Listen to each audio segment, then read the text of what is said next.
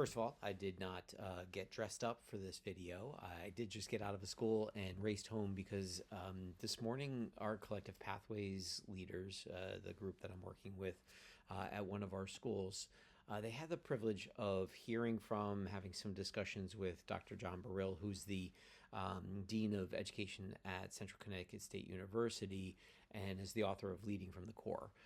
One of the things that really stood out to me and inspired me to just stop and have a conversation with all of you is the conversation we had together around efficacy and how closely his research connects to the work that we've been doing for years now and studying for well over a decade. And that is that concept of teacher efficacy. Because at the heart of any successful school is not a program, it's not a schedule, it's not even the strategic plan, all of which are, of course, extremely important. It's whether the adults in the building believe their actions can actually make a difference for students. And that belief, what Albert Bandura, laid out for us is called efficacy, and it's the true engine of a true culture of learning. When we talk about a culture of learning, we're not just talking about positive climate or people feeling good in the building, right? Climate is how people feel. Culture is how people behave.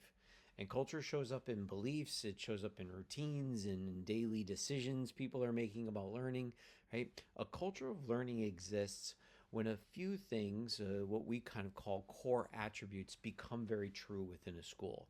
One, that there's a deep belief that everyone can learn, right? That there's a growth mindset that is permeating the school. Learning is collaborative, it's not isolated.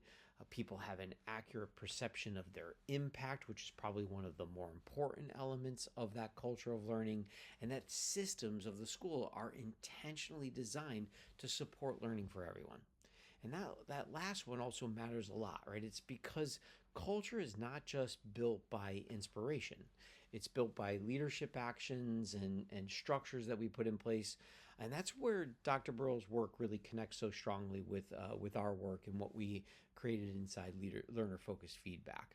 In Leading from the Core, Dr. Barile identifies 4 leadership truths that support teacher belief and strengthen school culture. Right? These are beautifully simple, as I might describe them. They're incredibly powerful as well. The first is communication. It's not just information, but clarity and context that helps educators make sense of their work. Second, he talks about collaboration. These are real opportunities for educators to work together in service of shared goals that they have. Third, connection. This is the kind of intentional relationships between leaders and faculty that build trust and create or generate shared purpose. And then fourth, where our intersection lies, is in belief. The confidence people have that their actions can produce meaningful results. Now, when you step back and you look at these 4 truths, something becomes very clear. These are not just leadership strategies.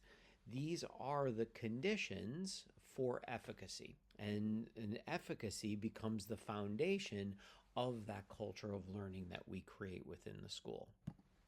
Where our work intersects with this conversation is through the feedback, is because feedback is one of the primary ways in which leaders shape belief inside a school. I want you to think about that a little bit.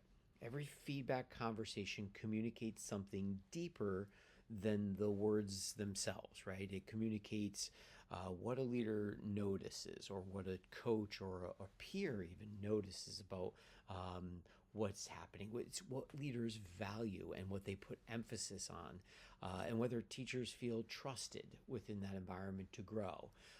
When feedback is done poorly, it reinforces compliance and evaluation and accountability. But when feedback is done well, what we call learner-focused feedback, it does something different, right? It strengthens the professional identity of the educator, and it sharpens their understanding of their own impact. And that builds trust. We break this myth all the time that somehow you have to build trust and build a relationship before you give feedback. No, feedback helps to build that relationship, and it is the foundation of building trust, because when I am engaged in that activity, I not only show that I care enough to work with you and try and help you, but I also build the credibility because I can help you to grow as that individual. In fact, one of the most powerful ideas from Dr. Barile's research is that trust expands risk taking, and risk taking is what unlocks innovation in a school. Feedback is the bridge that makes that all possible, right? Because when teachers trust the person giving them feedback, they're far more willing to try something new, to reflect honestly, and to refine their practice. And that's where learning and the learning cultures really begin to grow.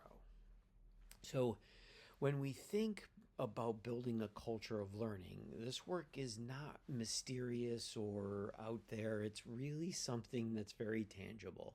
It comes back to a few powerful truths. Leaders communicate clearly, they create authentic collaboration, they then build genuine connection. And through all of that, they increase levels of efficacy and they strengthen belief, right? And feedback, when it's done well, is one of the most important tools we have to support that entire process. Because every time we sit down with a teacher to reflect on practice, we're doing more than reviewing instruction. We are shaping the level of trust, confidence, and levels of efficacy that exists inside a school.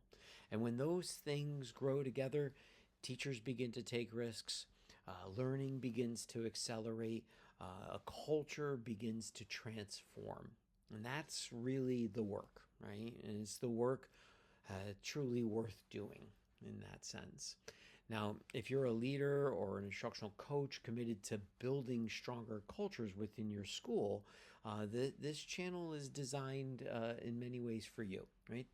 We focus on the real work behind school improvement, the collecting of evidence, the analyzing of practice, and creating feedback that builds trust and teacher efficacy. If that resonates with you and the work that you're doing in your school, consider subscribing and sharing this with another leader or a coach on your team.